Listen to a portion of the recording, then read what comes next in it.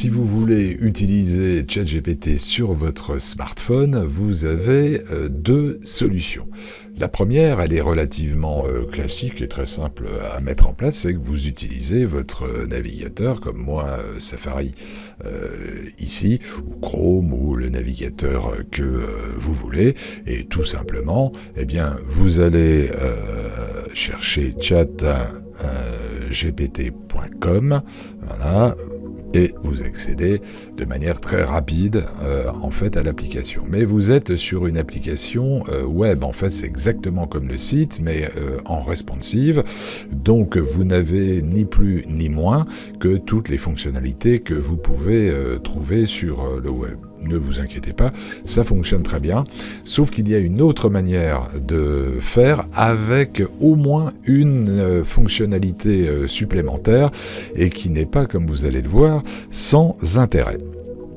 Alors pour cela, eh bien, il vous faut télécharger l'application de ChatGPT. Alors ça, vous allez la trouver sur les stores, que ce soit sur Google Store pour les téléphones Android ou sur l'Apple Store pour les iPhones. Alors, nous allons tout de suite aller sur un des stores. En l'occurrence, moi, il s'agit de l'Apple Store. Voilà. Là, vous allez tout simplement chercher ChatGPT. Ça, jusque-là, il n'y a vraiment rien de très compliqué.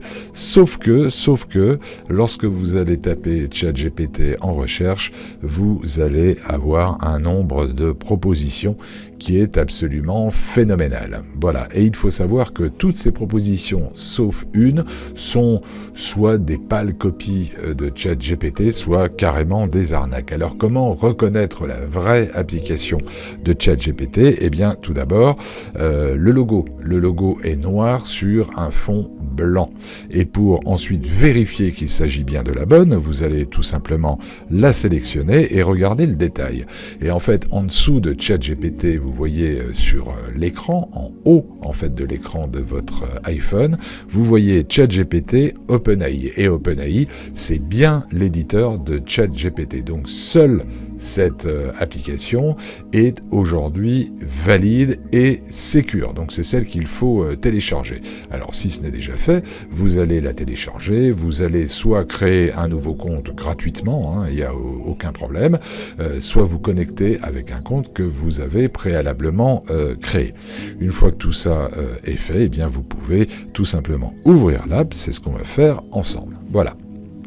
Et là, vous commencez à voir certaines fonctionnalités. Alors, c'est pas si différent, en fait, comme vous pouvez le constater, de l'application web. Quand je regarde, voilà, ça ressemble quand même étonnamment. Oui, mais ce n'est pas tout à fait la même chose.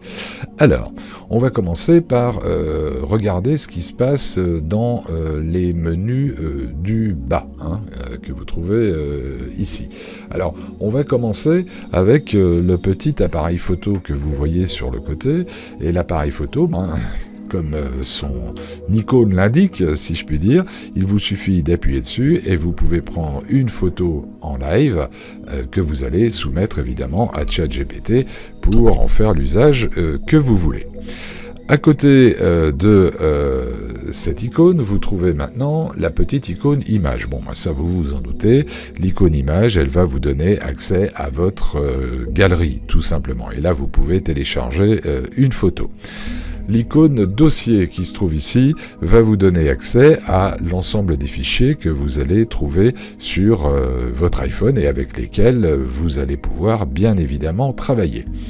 Ici, vous voyez le petit micro, le petit microphone. Ça, c'est simplement pour dicter vos prompts au lieu de les taper avec votre clavier. Alors, il faudra quand même valider après ce que vous verrez apparaître à l'écran. Mais je voulais insister sur une fonctionnalité qui se trouve ici. Vous voyez, c'est l'icône de casque. Et l'icône de casque, elle vous donne accès à un mode absolument incroyable. C'est le mode conversation, ce qui fait que vous allez pouvoir échanger oralement avec ChatGPT. Alors, on va y aller ensemble si vous voulez bien. Donc là, ChatGPT va se connecter à son serveur vocal, entre guillemets. Alors ne vous inquiétez pas, il est fréquent que ça marche pas du premier coup.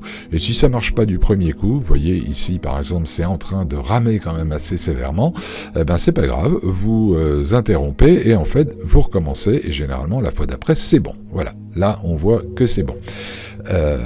Donc on va lui poser une question. Dis Marcel, tu vas bien? Ah, tu veux que je réagisse comme si on me posait cette question? Oui, tout Alors, c'est à quelqu'un fait. dit Marc, ça va bien? Oui, très Je bien. pourrais répondre, oui, ça va très bien, merci. Et toi, comment tu vas? Eh ben écoute, je vais très bien, je suis content de pouvoir discuter avec toi et je suis en train de montrer lors d'une formation que l'on peut tout à fait utiliser en ayant des échanges oraux ensemble. C'est bien ça?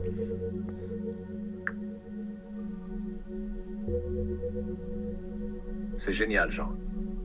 Ah, ça montre bien la flexibilité des outils d'IA, surtout quand il s'agit de conversations naturelles comme celle-ci.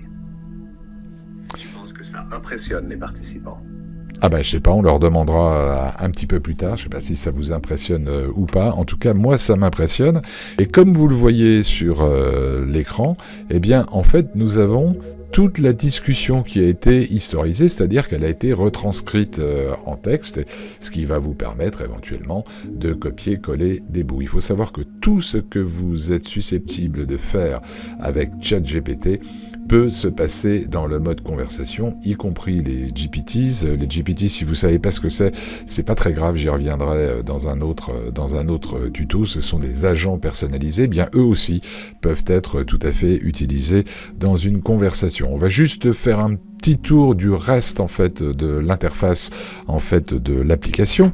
Eh bien ici sur le côté vous retrouvez évidemment votre historique ainsi que votre menu avec éventuellement des agents personnalisés que vous voyez tout en haut de l'écran qui se trouvent en haut et que vous pouvez évidemment solliciter, et puis une icône que vous connaissez bien en haut à droite qui va vous permettre d'entamer une nouvelle conversation. Voilà, donc vous avez les deux modes aujourd'hui pour travailler avec ChatGPT sur votre smartphone.